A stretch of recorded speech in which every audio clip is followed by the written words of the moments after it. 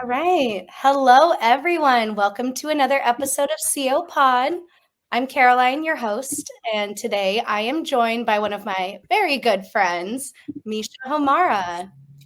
Hi, Caroline. Thanks for having me on the show. Super excited to Hi. be here today. Yeah, I mean it's kind of weird like chatting with you over virtual.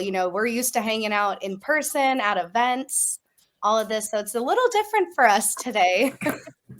Yeah, but we like different. We like fun. Yeah, we do. Awesome. Let's just go ahead and get it started. So Misha is the CEO of TriCore Panels. So do you want to tell me just a little bit more about TriCore Panels and how you guys got started and kind of, your journey of the company? Yes. All right, get ready because it's a little bit of a journey. So TriCore Panels is actually a second generation family business that my parents started a little over 12, 13 years ago. And I kind of accidentally got into the construction space. I started off in the beauty world. I actually went to cosmetology school and was going back to school for business. And then sometimes things happen, and this kind of unfortunate situation, I got into kind of a series of car accidents, and that kind of led me to starting to work with my parents. I thought it was going to be a temporary thing where I kind of step in and, you know, take on, some roles till I figure out what's next. But slowly and quickly, I kind of realized at the same time that there's a lot of opportunity not only here to kind of help my parents with this business, but just kind of shifting the whole construction industry, I feel, as a whole. So that's kind of a little bit about the journey. And we're a subcontractor. We specialize in all kinds of architectural panel systems. We fabricate in-house in Santa Clara. So we have one of the largest CNC machines in the Bay Area where we are able to fabricate aluminum composite panels, HPL, wood panels, all in-house. And then we have a team of installers that go all throughout the Bay Area to install these panels, mostly on commercial projects. We work in the private sector, and it's been really fun to kind of, see this take off and grow, and um, kind of brought us to connecting, and it's been really awesome. Yeah, and you mentioned that, construction maybe wasn't your first choice, but this is where you are and this is where you stayed and this is, the industry that you want to make an impact on with your life. So, what was the thing about the construction industry that you were like, this is where I belong? Yeah, so I remember going to some meetings with my dad, and we're Iranian, so no one really looked like him or I sitting in these meetings.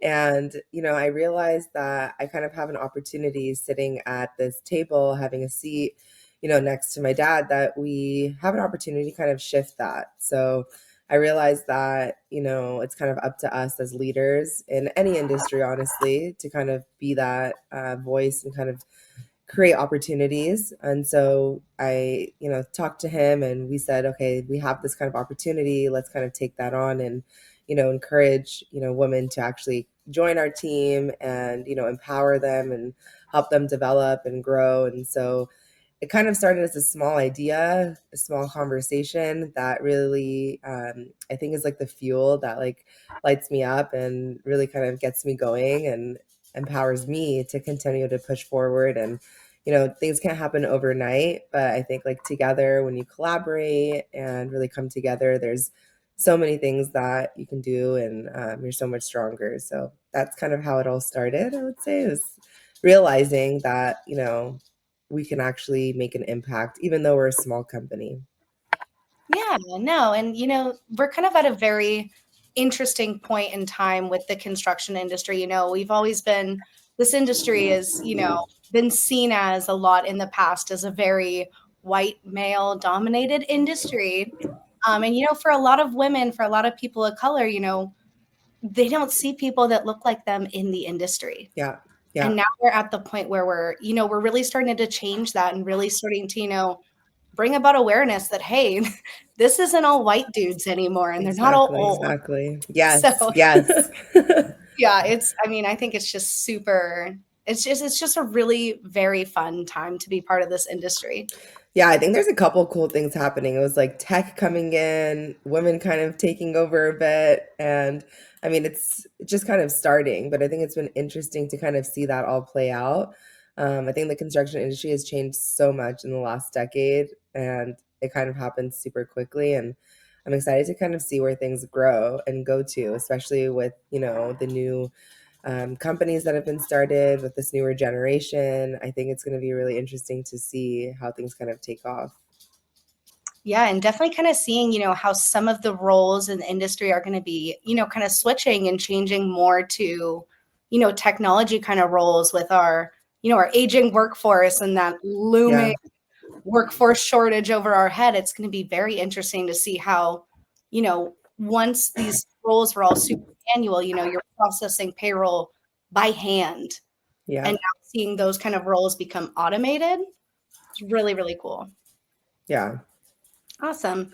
I do want to talk a little bit about, your journey in becoming a CEO. That's clearly not an easy journey to have, starting from where you started and growing to, being the leader of this company and the leader of your team. So, what were some of those biggest challenges that you faced in that journey of becoming a CEO, and how did you overcome them? Yeah, so lots of challenges, but also lots of great things that come with it as well.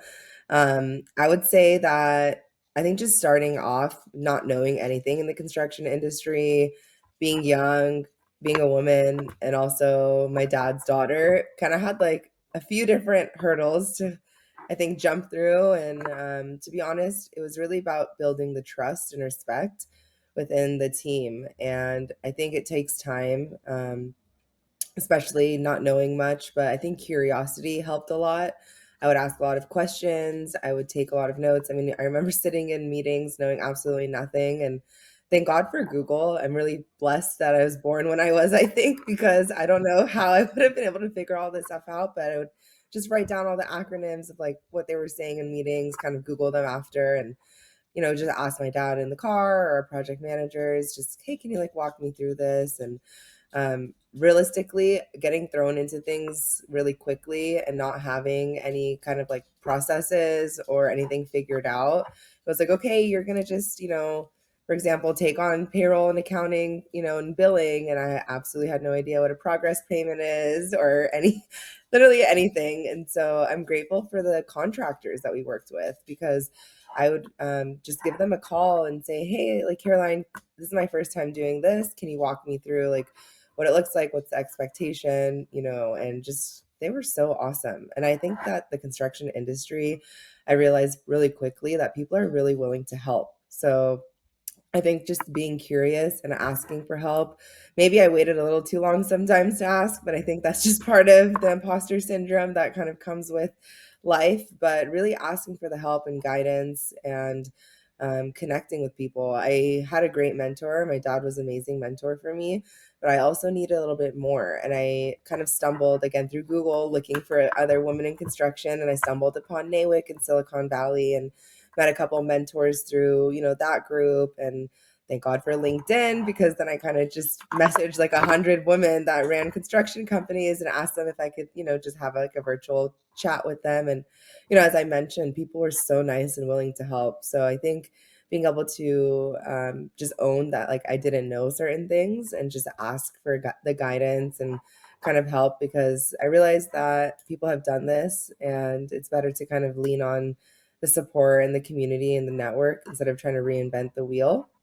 And then honestly, I think just sharing things probably over and over and over again with our team in regards to like the importance of systemizing things and processing things, and the power of good leadership and open communication, and making like a bigger impact overall in the actions that we take day to day, has really kind of helped us get to where we are, and helped me build the trust within the team. And it takes time, I would say, but over time, and having the right people in the team, and bringing on kind of the right kind of educational tools and resources, I think have really not only helped me grow and develop into the leader I am, but it's like a continued thing. It's a constant learning and constant development, and connections. So I think Yeah, long answer, but community, asking for help, and kind of owning up to not knowing certain things and leaning into the resources were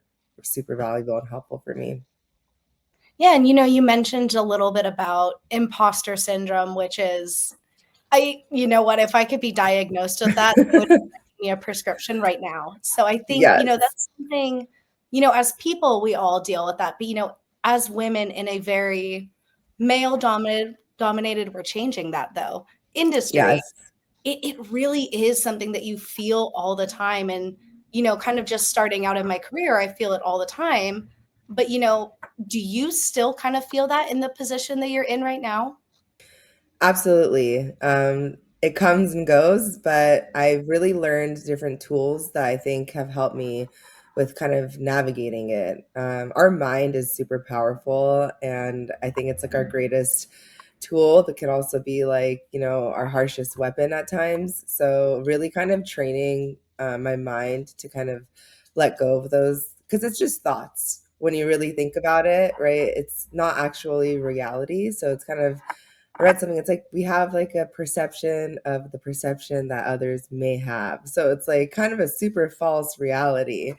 And so I've learned now how to kind of navigate that through. I do a lot of meditation. So I meditate, in the morning and the evening, and sometimes a couple times throughout the day when those thoughts, do come up. And it's really cool what you can do with just learning how to focus on your mind and that power, and you can really let go of that imposter syndrome, because it's not reality.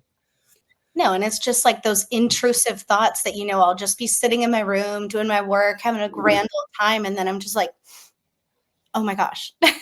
This intrusive thought just came in, and it's not even Yes. based out of reality. It's not even based on facts. Yeah, Yeah. it happens. I mean, we have a lot of things that we're juggling, and it's sometimes hard, right? And it kind of gets to you, and at the end of the day, you can really have to remind yourself like how you're meant to do this, and right, you're totally capable of making it happen, and it's Yeah. not based on anyone else's kind of timeline or vision. It's really what your plan is and how you execute it. And I think that's something to also keep in mind, because when we do make a quote unquote mistake, it's kind of based on like what our expectation is of things, right? And I think Yeah. it's good to kind of be able to give yourself a little bit of that grace, and of course hold yourself to the standard that you would like, but at the same time, um, give yourself that grace, and it'll happen.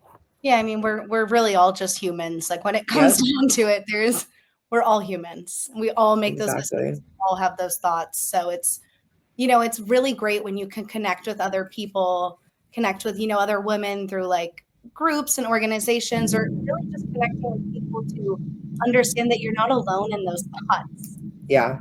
Having that space to, talk about them and normalize them, because that's really what it is Yep. normalizing these thoughts that, you thought were all you, and, you're the one that's struggling here, but it's like, no, we're all struggling together. Yeah.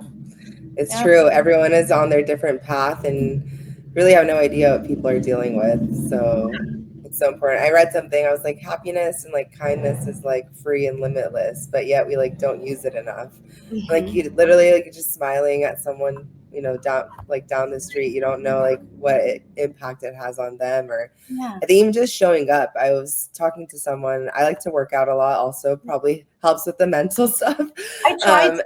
I try, and then my workout ends up being from my room to my fridge. That's it. That's a lot of steps too, right? So that's okay.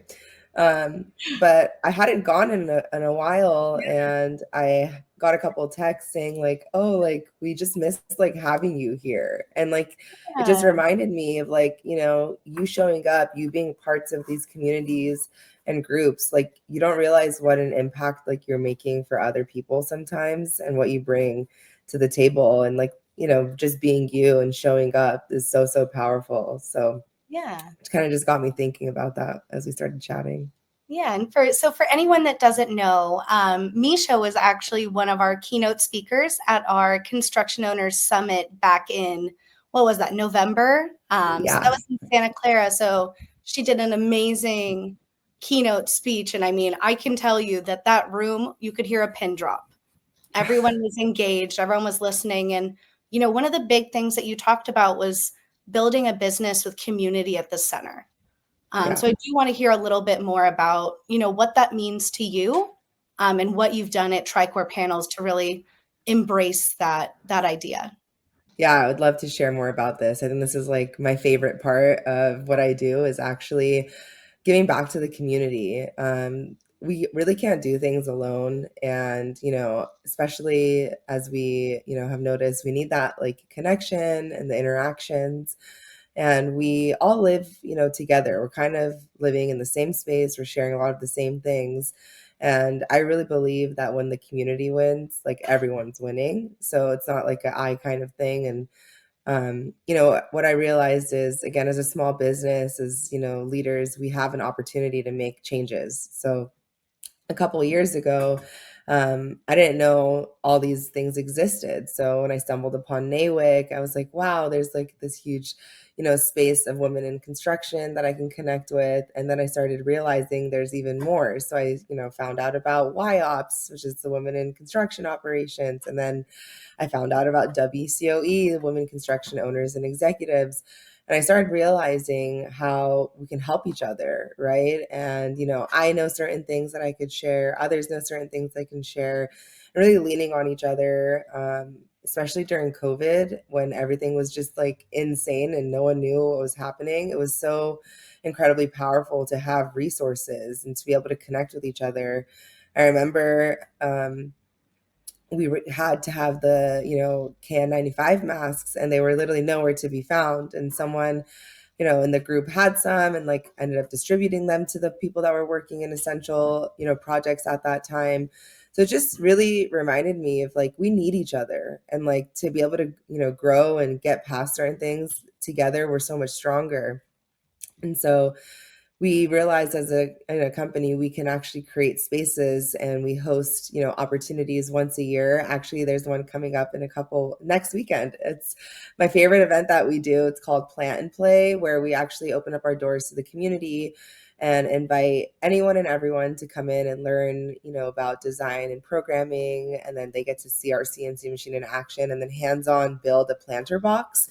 And so this is really an opportunity, yeah, to show like, hey, like these are some opportunities that exist in construction, and it can be in any way, shape, or form, right? We have sales, we have laborers, we have equipment operators, we have estimators. So they get to talk to all of our team members and really get to connect and see like, okay, this is really cool. These are, awesome. Or actually, I don't know about construction, but it's like giving people an opportunity to see and play and learn in spaces that don't exist. And we're grateful that our team, is willing to do this with us. But again, we can't do it alone. So this year, just from our connections and building our network together, we have 20 sponsors that have sponsored this event, which is insane to hear. Yes.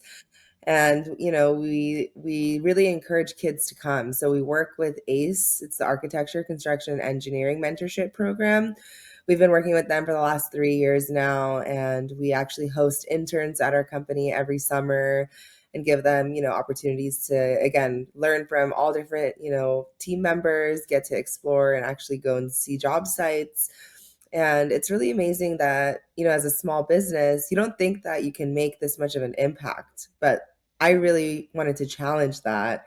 And the only way I was able to do that was through the power of the community, right? I mean, I met, now she's one of my great friends. I met Charla at an event, 4 or 5 years ago. And then she told me about ACE. I had no idea what this was, right? So she connected me to this program. And I always wanted to host an intern, but obviously as a small business, it was like a very hard challenge. We didn't know even how to start. We didn't really have the funding. But ACE, actually, for those of you all listening, will pay for 2 weeks of internships for high school students to be placed, with different contractors. So it was really amazing to be able to give them this opportunity. And we ended up actually, having them stay for 6 weeks and covering the costs on our end because we thought it was so awesome that we were able to make this happen. And so really, like, I believe we were able to get to where we are because yes, we work hard. We definitely bring amazing work to the table. We, bring our projects on time, super high quality. But I think being in the community and having, the people around us really believing in us and supporting us in what we're doing has really allowed us to get to where we are today. And it's so exciting to see, what the future holds for us and all those around us in the community. I also am a part of the chamber, the Silicon Valley Central Chamber of Commerce, and in that space, right, it's all about empowering small businesses and leveling up, the different opportunities that exist and encouraging folks to really hire within our communities and really like think about it because when we hire, people within our communities, we're giving them opportunities. They're going to be reinvesting into our economies. So it's kind of a full circle. And, again, together we can grow so much stronger and faster. Yeah, and it's actually funny we talk about, the power of community within building these connections, and that's actually how we met was Yeah, through a community event. And I kind of just tracked you down and I said, my friend Lance said I need to talk yes. to you. So We it's love lands. how it comes so full circle. It really It does. does. Um yeah, I totally lost where I'm at, but let's keep going. Yes. So, how has this, community centered focus really helped to strengthen, your brand reputation, your brand awareness, and then, even drive success beyond that? I think being a small business, it's not really common. I would say to see so many events that we host and how involved we are with the community. So I think being able to just show up and be there and also support, the different organizations and all the different contractors with, their events, I think has really allowed us to build those connections and create that space. And I don't know, maybe it's my hair, but I think just really being there and showing up really makes an impact. And I think having like honest, transparent conversations, inviting folks to kind of come and visit us, it's all really, I believe, like the power is in your networking. Your network is your net worth, I always say, and really being able to, open doors. And I feel like I'm a connector. So because we have, so many connections within the community, the clients and folks that we work with can lean on us in regards to certain things. And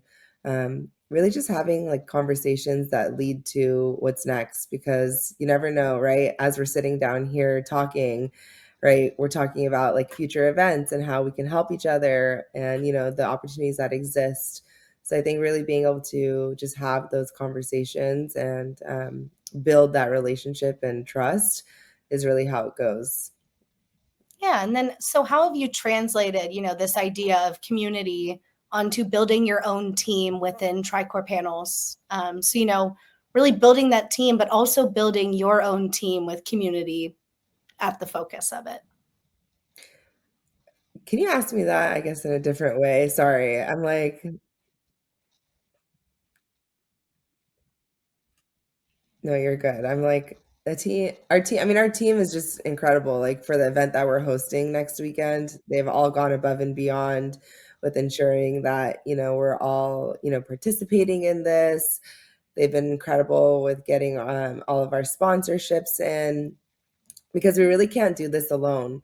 And so together, we're able to make things happen in regards to, bringing in trainings, coming together and actually networking, developing our folks. We do a lot of reading. I know it's kind of funny, but we do kind of a lot of books and it's really helped us kind of learn about, how to grow and develop as a team because we work we spend a lot of time together, right? You spend 8 to 10 hours with the folks that you work with roughly a day. So being able to have, transparency, learning about each other's strengths and weaknesses, and really coming together on like a deeper, I think, level has really empowered our team to really stay true to who they are and bring that to the table. And I really think that's the best way that as leaders, you can really develop your folks because each person has, unique values and unique skills and traits that they bring.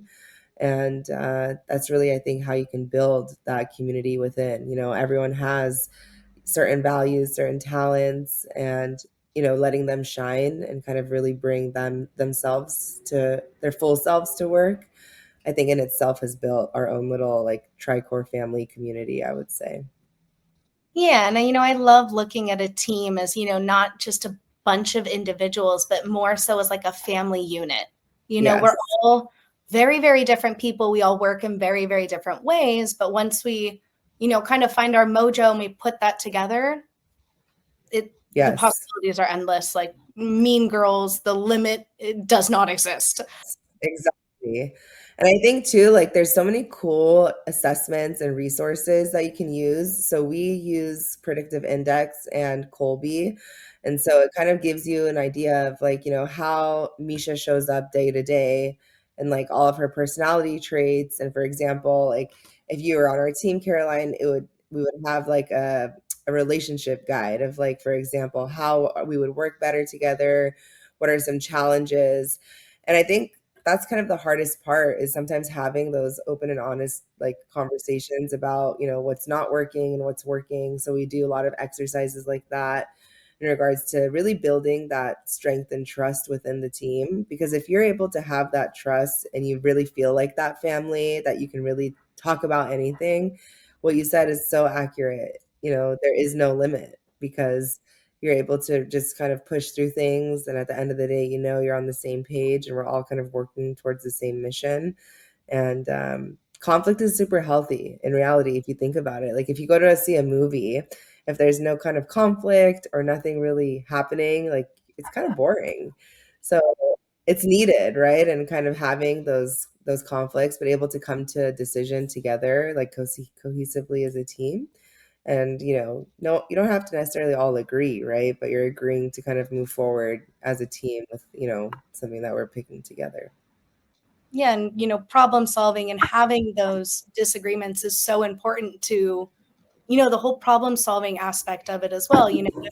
Our company's doing great, our team's doing great, there's no issues. Like, how do we grow from here? How do we learn? If we don't at least have some road bumps in the way, that's normal. Yeah, So, absolutely. And needed, right? So I think being able to normalize it and encourage people to kind of speak up and share their opinions and ideas, and yeah, it's necessary, right, for the growth and development. totally necessary. Totally. So this is probably one of the hardest questions I'm going to ask you today, but don't be worried. It's not ridiculously hard. Um, Okay, I'm ready for it. all right, I'm shooting. I'm ready. So what would be your best advice to someone who is just starting out in this position, kind of wanting to grow into a leadership role? What would be your best advice to them? That's a good question. And I would say is really stay curious and show up. I think you really never know who you're going to meet, where you're going to meet them. And so just really showing up and being present and connecting with folks and really staying curious, I think is my best piece of advice. And don't be afraid because like you have crazy ideas and they're silly sometimes, but really if you trust yourself and like if you have, if you believe in this, you're really able to make it happen. And like it's really about the who's in your life that help you kind of figure out. There's a book called Who Not How that I love by Dr. Dan Sullivan, and it really kind of reminds you of people are connectors and they really want to help. So being in the right places, meeting the right people, of course you have to put in the work. It's not going to just show up. I wish I could say here's like the secret sauce, here's the magic pill. No, you definitely have to put in work, but show up, make connections, don't be afraid to ask for help, and stay true to yourself. I think one really important thing, that last piece, is really stay true to yourself, because it's we, especially as women, I think we tend to kind of shift and try to fit ourselves into like a mold that we may think is the fit, or we may like have been told is the way to do things. But it's so key to stay true to yourself. And that actually kind of leads me a little bit to tell you about, I started something called the Misha Method, because that's another one of my main missions, is to really empower folks to own their uniqueness and really bring that forward in all avenues of life, right? And stay really true to who you are. And let that shine, because the world needs your magic. Yeah, and you actually just did a retreat a few weeks ago, correct? Yes, Yes. How did yes. it go? It was so fun. So I started retreats for women in the construction industry, and we had our first one in Napa a couple weeks ago, and it was incredible. We had a few workshops. We did a workshop about getting out of your own way in regards to being confident and staying confident in a male dominated industry. And we actually followed that with a building our own lipstick. So we made lipsticks that were unique to us, and we got them engraved. So yeah, part of it was, sometimes, that imposter syndrome comes in and kind of says we're not confident, but I really want to empower you to put that lipstick on and remind yourself you're badass and you can do this and you're super capable of it. So that was really fun. And we also had an incredible speaker. Her name is Renee Russo. She wrote a book, and it's all about energy management and figuring out how to design your life how you want, and then kind of shifting everything around you when it comes to all your relationships, your career, all the actions that you take to really follow the path that you are creating, that you're designing with your kind of unique branding. So that was really cool. Yeah, I think oftentimes too, like we're so focused on the goals at work, the goals in, our workouts, maybe the goals with moving. There's simple things, but we forget like the core of like what it is. So kind of actually taking, I would say, a couple steps back and kind of zooming out and figuring out what is at the root that you want for your life, and then how to kind of redefine and shape that and take committed actions towards making it better. So that was really fun. All that. I definitely want to be on the next one. So keep me updated on when that is. Yes, it's going to be actually the first weekend of October. Okay. So, yes, save the date, and Yeah. it's going to be amazing. Awesome. Well, if any of our viewers or any of our listeners want to get in contact with you, or, learn more about TriCore Panels and all the amazing things that you guys are doing for the community, how can they get in contact with you? Yes, so I will share my LinkedIn with you. You can find me there. I'll share my email as well. And those are going to be the best two ways of finding me. You can also find my podcast, The Misha Method, on anywhere that you subscribe to podcasts. And you can check out our website, tricorepanels.com, as well. Awesome. So we can go ahead and link all of that for y'all down here so you can access it easily, get to chat with Misha. Trust me, it's a great time. You're going to have a great time. She's like you talk to you once and you feel like you're instantly your friend. So that's just the kind of personality that you are. Oh, So that's I super think sweet, Caroline. that's why we get along so well, I think. Yes, takes one to know one. Absolutely. I'm just out there. I'll talk to a rock if need be. Um, Yeah, but that's also like how you build like the best connections. I actually met a girl. I was traveling for a conference in San Diego, and I loved working out at F45. It's like a mhm. quick 45-minute workout, and it's super fun.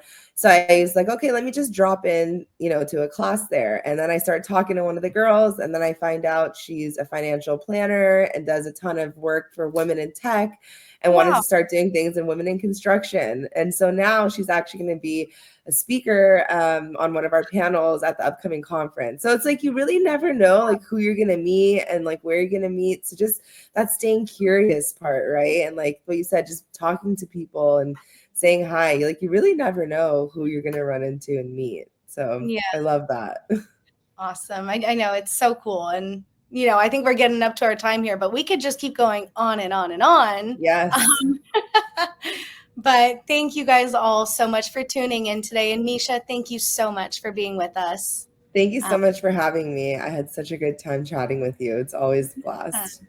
awesome. So then we will catch you all for the next episode of CO Pod. Have a good one.